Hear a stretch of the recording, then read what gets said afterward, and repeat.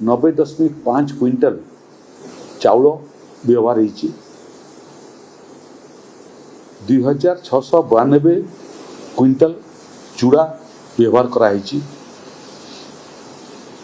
356.3 quintal गुड़ वितरण कराई पशु मानकर खाद्य दृष्टि 1729 मेट्रिक टन पशु खाद्य पशु संपद को विभिन्न सेंटर रे एवं विभिन्न प्रभावित अंचल रे दिया जाइछि।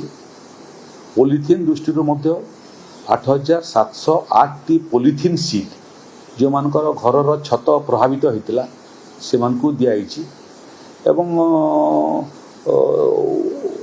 ओडीआरएफ 17टा ओडीआरएफ टीम नियोजित होते 7टा एनडीआरएफ टीम नियोजित होते 140 टी फायर सर्विस टीम नियोजित होते ये क्रम आम प्रथम पर्याय विभिन्न जिला को 110 कोटी टंका प्रदान करूँ जो थे बालेश्वर 22 कोटी थिला, जाजपुर 20 कोटी थिला एवं भद्रक 20 कोटी थिला। तलकू तलकू सुंदरगढ़ रायगड़ा और मालकानगिरी रे गोटे गोटे कोटी टंका एमती प्रभावित अंचल रे राज्य सरकार खर्च करथिले।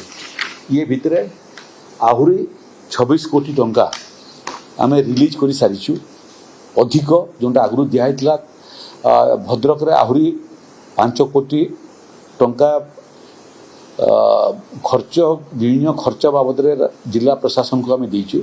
जगतसिंहपुर 2 कोटी, जाजपुर रे पुणी 5 कोटी, कटक 2 कोटी, केन्दुझर रे 5 कोटी, बालेश्वर रे 5 कोटी, मयूरभंज रे 2 कोटी ये 110 कोटी बाहर आहुरी 26 कोटी टंका एवं सामग्रिक भाव में 136 कोटी टंका एतेबेला पर्यंत विभिन्न जिला को आवंटित कराई। किछि जिले में पूर्णांग रिपोर्ट पलि आसलानी, किछि जगह आंशिक रिपोर्ट आई। वर्तमान पर्यंत मध्य किछि जिला अच्छी जो जिले में संपूर्ण भाव में जल निष्कासन ही नहीं। तेणु से क्रम से जो अधिक खर्चर रिपोर्ट आसीबो सेटा मध्य आमे डिजास्टर मैनेजमेंट डिपार्टमेंट तरफ प्रदान करूँ। काली कृषि विभाग सांगे आमर कथबार्ता होता। कृषि विभाग पैकेज आज कैबिनेट मीटिंग रे सेरा उपस्थापना हेबो। तेणु जो चाषी मानकर बिहन दरकार धान स्वल्प और मध्यम मियादी बिहन आम पाखे पर्याप्त अच्छी जिला को पठे सारूँ। जो मैंने स्वल्प मियादी बिहन धान बिहन नापी चाहिए आम प्रदान करूँ। जो मैंने विभिन्न प्रकार पनीपरिबा करते फसल नष्ट होती से विभिन्न पनीपरिबार आम बिहन प्रदान करुचु।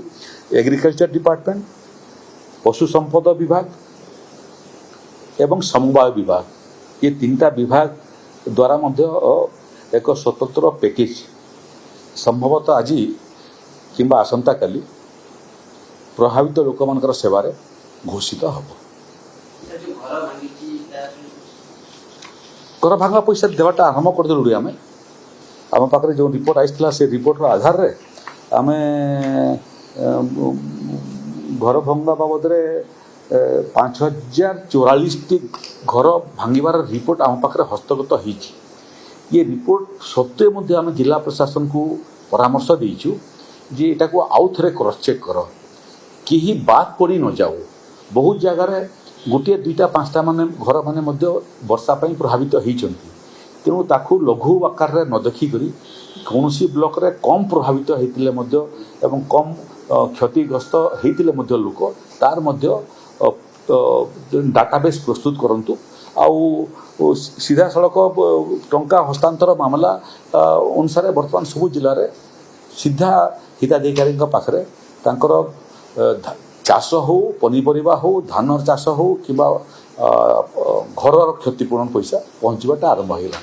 जदि कहीं बात पड़े आपणकर माध्यम मु ओडिशार प्रभावित जिला मानकर जो माने प्रभावित लोक से निवेदन करने चाहे जे जार जहाँ क्षति होती से क्षति को आकलन करने आमर निर्दिष्ट नियमावली थाए। जो मानकर घर क्षति हो तार फोटो उठेबार आवश्यकता अच्छी। तेणु जो जो रिपोर्ट आम पाक आई ठीक अच्छी। जदि कहीं तार क्षति बाबद पंजीकृत होना निकटस्थ आरआई ऑफिस रे हो कि ग्राम पंचायत ऑफिस रे हो कि तहसील ऑफिस रे हो कि बीडीओ ऑफिस रे हो से माने आवेदन पठांतु जो माने लैपटॉप जदि भूल वशतः केउटी हो जाइथिबे सेमानकु मध्ये आमे इंक्लूड करेबु एवं सेमानकर मध्ये आवश्यक पड़ुथबा क्षतिपूरण राशि सेमानकु मध्ये प्रदान करबु। ने सेंटर रे आजिकली कोन होउची 500 कोटी टंका हमर एडवांस सेमाने पठै देलेनी आमे प्रकृତରେ मागिबा पर्यंत सेमाने अपेक्षा मध्ये कले नाही।